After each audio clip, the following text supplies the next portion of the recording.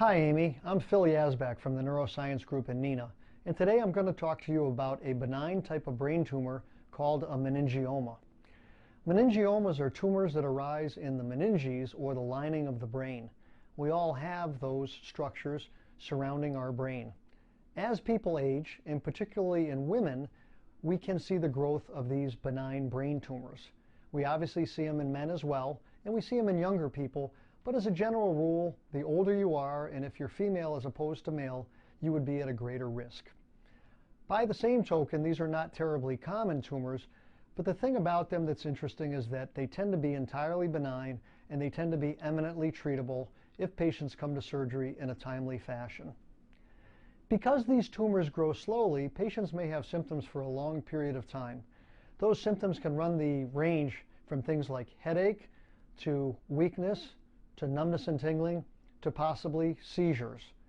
If the tumors are located in certain parts of the brain, patients can have personality changes that can often be subtle, and many patients who end up ultimately being diagnosed with meningiomas are diagnosed with mental illness before their tumor diagnosis is made. Example given, depression, because they're, quote, just not right. Typically, the primary care doctor will order a CAT scan or an MRI, and that will prompt referral to either a neurosurgeon like myself or a neurologist, one of my non-operating colleagues. If the patient hasn't had an MRI, we'll then do an MRI, and frequently we'll discuss with the patient our two real treatment options for meningiomas, which are surgery or radiation. Sometimes there's a combination of those two, but typically we start with one or the other. If the tumor is too large for radiation, or if the patient doesn't desire radiation, then typically we're talking about surgery. The next step for a patient with a meningioma would potentially be to have them undergo what's called an angiogram, which is where they inject dye into the blood vessels around the brain, and that will help us determine the blood supply to the tumor.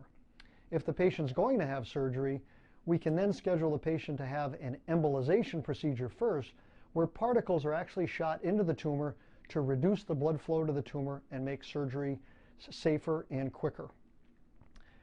Once the surgery is scheduled, and that typically would follow very closely after the embolization procedure, what we would do is set the patient up with another MRI, and that MRI would be used for the purposes of navigation. By taking an MRI and loading it into our computer and using special equipment we have in the operating room, we can navigate in a similar way to your navigation system in your car and know exactly where to go in terms of making our incision and exactly where to not go in terms of avoiding critical brain structures. The purpose of the surgery is to remove the meningioma entirely, or as much as is safely possible. Sometimes we end up in a situation where we do surgery and we either follow up with radiation immediately or in a delayed fashion because small amounts of tumor left behind either grow over time, or because the pathology from the original surgery comes back and shows us a rare subtype of meningioma, which is called an atypical, or as an alternative, a malignant meningioma.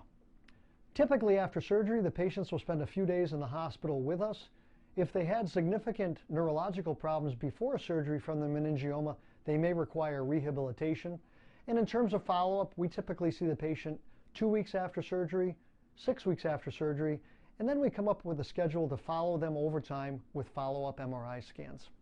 That, in a brief sense, is our overview on meningiomas. This is Phil Yazbak from the Neuroscience Group of Neenah, wishing you all a great day.